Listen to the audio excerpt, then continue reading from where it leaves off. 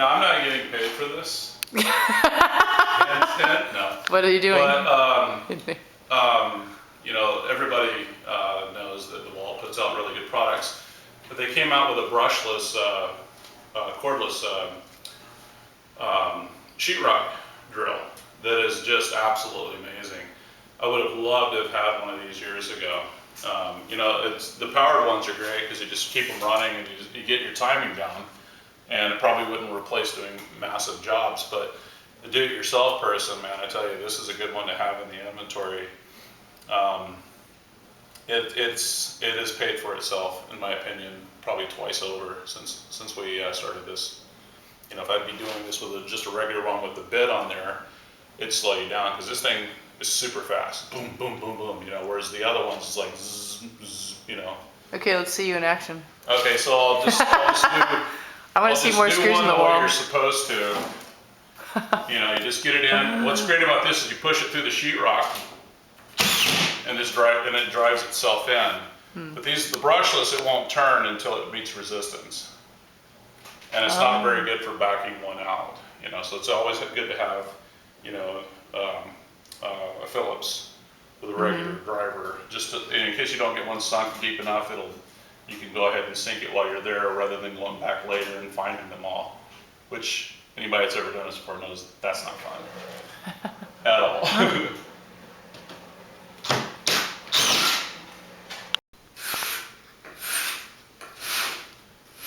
Fingernails on a chalkboard, right? Oh, yeah. So what I'm doing is I'm shimming right now for windowsills, and I've done this side here. Because of the way the bucking was, I had to do 1/2 inch at the top behind the 5/8 sheetrock. At the bottom, I've got 3/8, just because it's, you know, changing dimensions. This one's a little different. This one's almost tight at the top, so what I've done is I've run 3 screws across, 3 screws here, 3 screws here, and then I've got a 3/8 here and a 3/8 here. And then let's see where it's got it spaced here. Yeah. So when I set this guy in here, what I'm going to be looking at, let me get behind these screws here. What I'm looking for here is for this to square out. And this is coming up off the corian now a little bit, and that's what I'm looking for. So I can cock it in once the corian goes in. This is just my guide. Okay. And that's it. Yeah. All right, and just do the top piece. The top piece is easy because it's almost flush, so I just had to put a few screws here just to kind of shim it. Okay. You know, it's tricky because when you go to screw it in with the screws in there, you got to be careful you don't overdrive that you don't get sag points, and then you got to mud the daylights out of it to get it to go even again. Okay. So when you go to sink them, you just want to, you don't want to use a sheetrock drill. You want to use just a drill that you can just kind of work it up in there until it flushes up. And is this happening because the lumber that we used, the treated lumber, was cold and it was like, because it's kind of that and bowing concrete, a little bit, or the concrete pushed that it? and concrete pushing, and then once it pushes, you know what it's going to do is it's going to actually shrink inside there a bit, which, you know, if you look at it, where remember that gap up there? Oh, right. Where you couldn't see, where you saw daylight. What happened was the concrete actually, when it dried, it shrunk about that much. Which is normal. Yeah. It does that. Yeah. Okay. That's why we had to foam it or insulate it before we sheetrocked over it. Yeah. Okay. All right. So good job.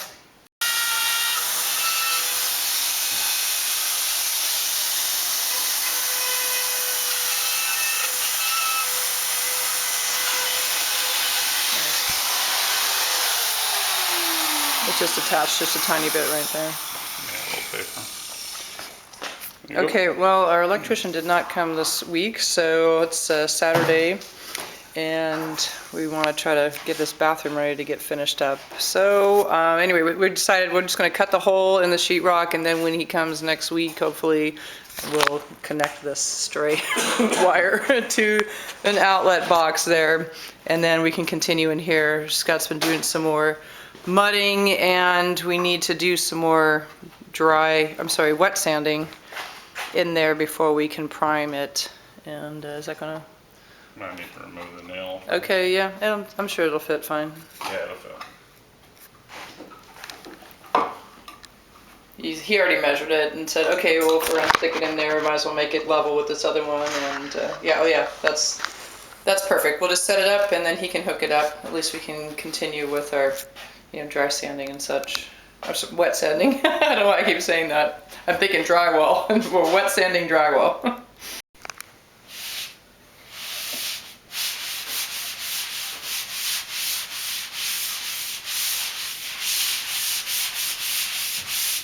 How much water do you have on that sponge?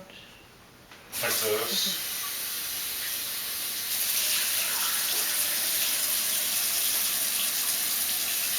So it's just kind of damp. Well, it's Or wet. more than that. Yeah. Where are you? Need to do up there badly. Oh, up here. Yeah, in the corners we can see all the bumps and things. And then So- along the edges like this, so that it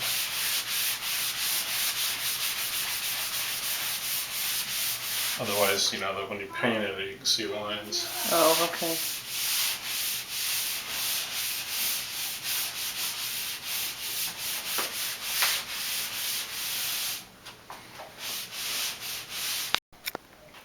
Okay, so this is ready for me to pack with mud, and then before I do that, I've got to pre-cut each bullnose.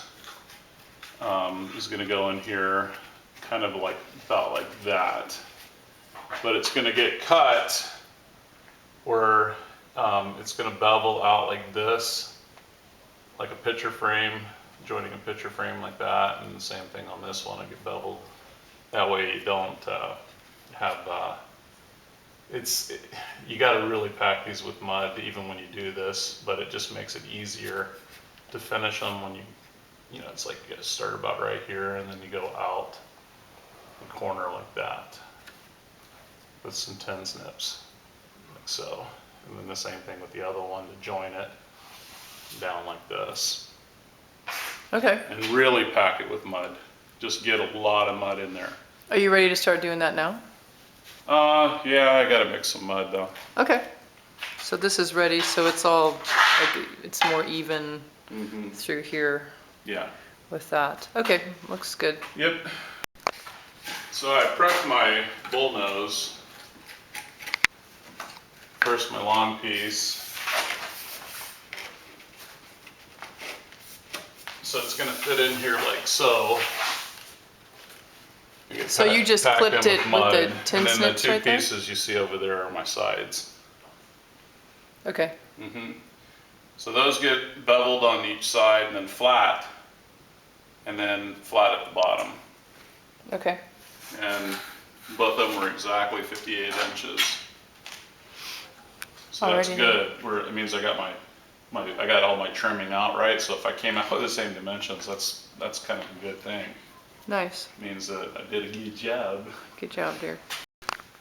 All right, so I've packed my top. And as you can see, I really packed it in there tight, really thick. And I also just went ahead and did my corners and just used, some regular white tape there. So what I'm gonna do is I'm gonna set this guy in now.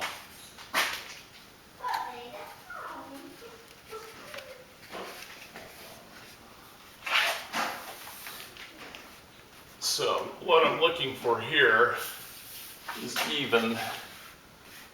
That's looking pretty good right now.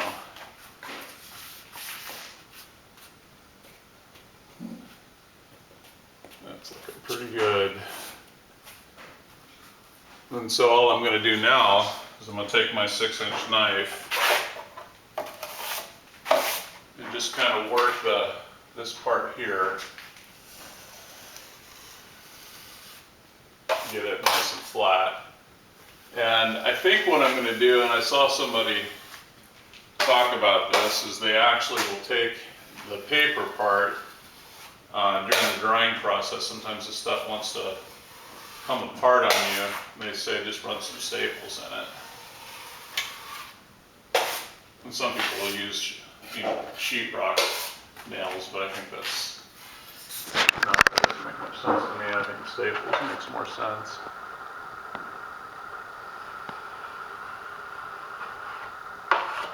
But you really don't have to if you pack them good. There's quite a bit of mud there, as you can see. They make a beveled trough of these Bullnose, but I've not seen them for sale. You probably have to order them online. Yeah, I would imagine so. I don't know. You probably find them in one of the big giant hardware stores in Anchorage, like SBS or AIH.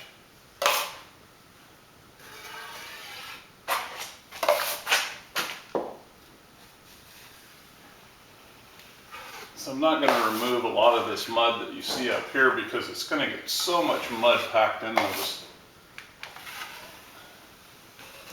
I'm just going to leave a lot of it in there. So right now you're just trying to attach it, is that basically Yeah, what you're that's doing? all what I'm doing right now is I'm just doing the edge, getting it nice and flat, so that, so there's not too much mud underneath there and it winds up popping back out. Oh, right. And just working it nice and flat like that. You see how it's starting to form? Mm-hmm.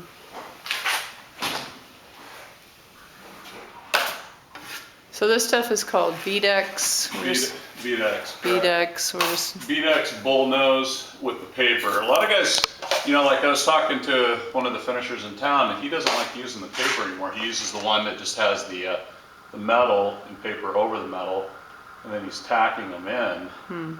He says he really likes them because he's just getting a better finished product. But when I was looking at it, to me, I've used this before and I've never had a problem with it.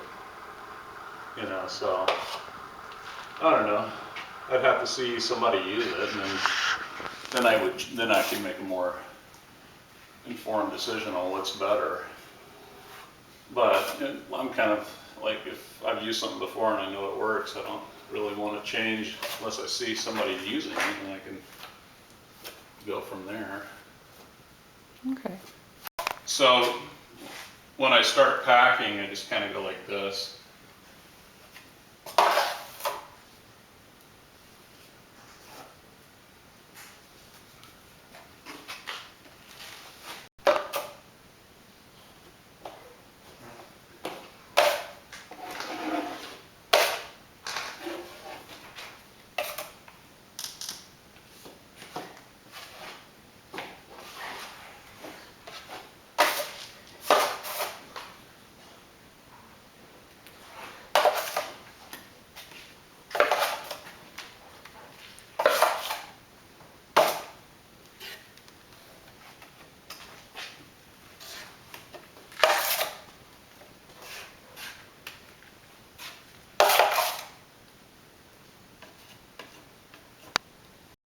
Okay, so now I'm ready to get this guy in corner.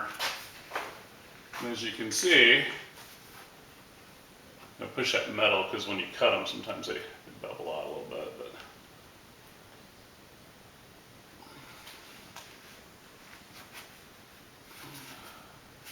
actually, I need to turn him a little bit. See right here on the bead. Now let's see that bead is lining up to that bead. And then set it in there. Don't be afraid to get your fingers in there.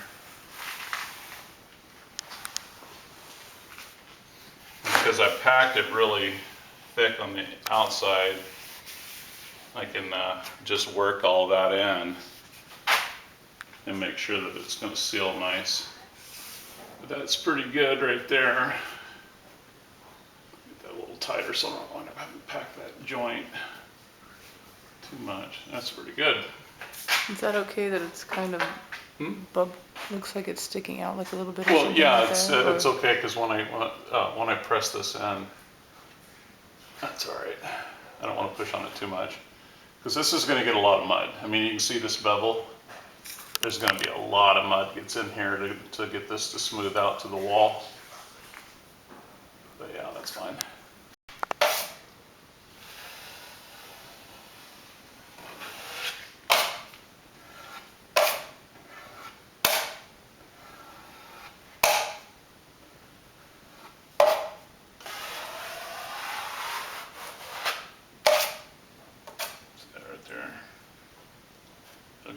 start to rise on you unless it gets, make sure you get some mud underneath that tape.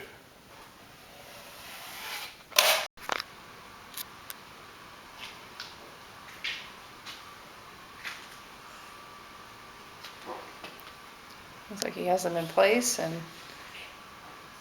we'll wait for that to dry before the next application.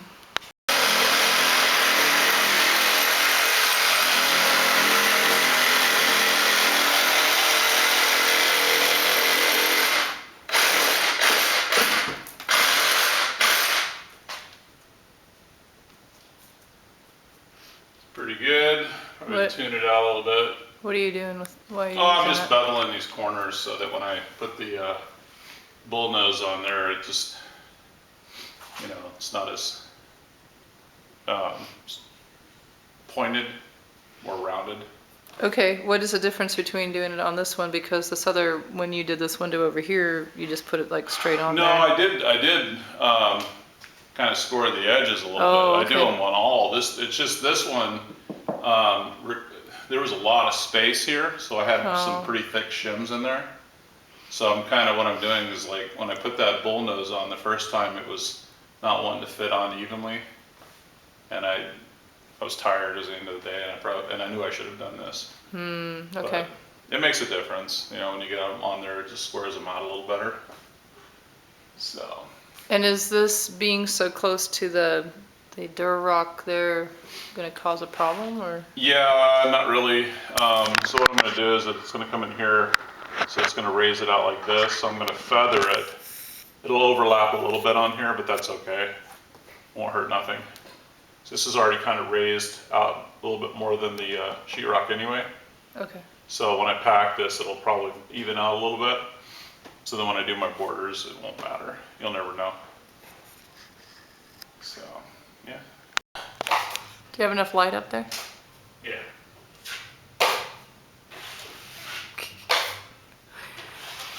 9 o'clock at night, you just keep fire taping your ceiling. And your wall. Little by little, getting her done.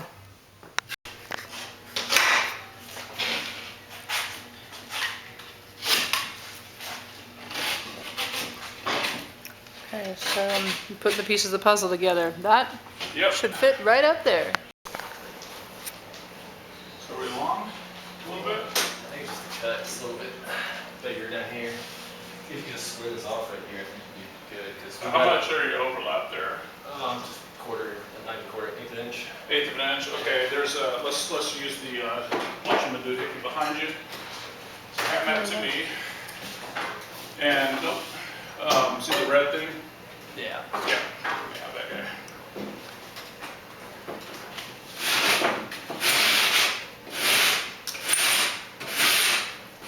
Oh, fingernails on chalkboard.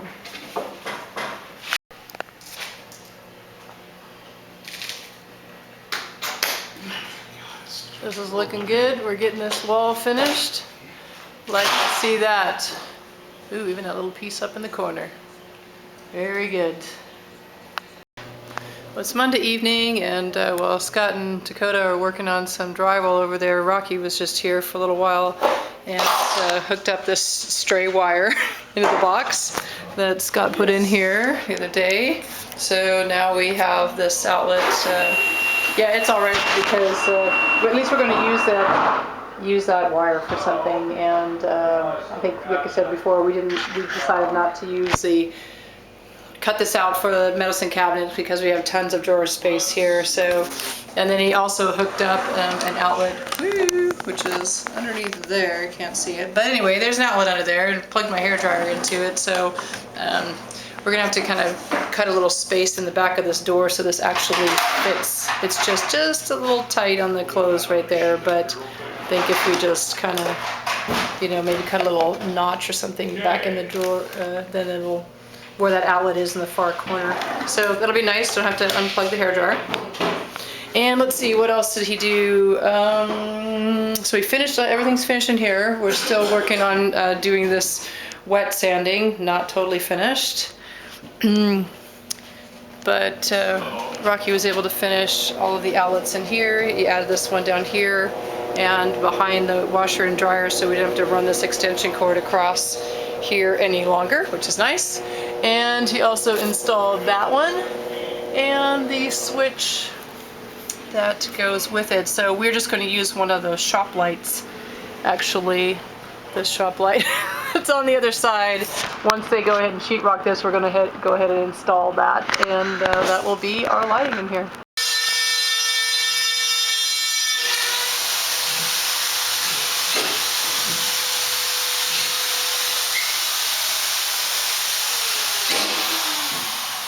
It's good. Dusty enough for you? I know. I like to see that getting done, but the amount of dust that is stirring up. It's just part of the deal, I guess. Yeah, I know. And unfortunately, I had the mirror sitting right over there, and I just moved it because you just keep moving stuff around. It's just like it's everywhere. I moved it out of the bathroom earlier because it was in the way of doing stuff in there, and then you move. It's just constantly shifting stuff around, and then the dust. Ooh, daylight! See, I know, it's amazing, but one piece covering that window made a huge difference. Yeah, it opened up a lot. So, oh my word! Right off the bat. And then Dakota's out there doing fasteners in the loft, so they're just going to finish that little section over there. Well, we have with us here today our guest, Mike from Fox Vlogs, and he came all the way from Bend, Oregon. Yeah. I flew in the other day, and boy, are my arms tired. So we really love Fox Vlogs, and we want you to say a few words about the product and. Well, yeah. I mean, first of all, when I first came into the house, I wanted to know where my room was. I want to live here. No, you guys did a great job. It's a very, very simple system. As you well know, it's reversible and it helps. And you know, for two people to take on this size of a project and do what you've done is a testament to the simplicity of the product, but also the fact that you were very quality conscious, and you know, you want this thing to come out right. You did a great job. Thank you. Yeah, we're really happy with it, and as you can see, we're still working on things, but any advice for homeowners who may be interested in using the product? Yeah, absolutely. Check out our website, because we have regional managers that are basically handle the entire North America area, including Canada.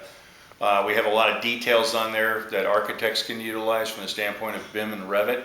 We have a network of structural engineers that are familiar with this thing, so depending on where they want to build and what they want to build, we'll have the resources available to make them pull it off. Right, awesome. Yeah, right. We love Fox Vlogs. Thanks for being here. Thank you.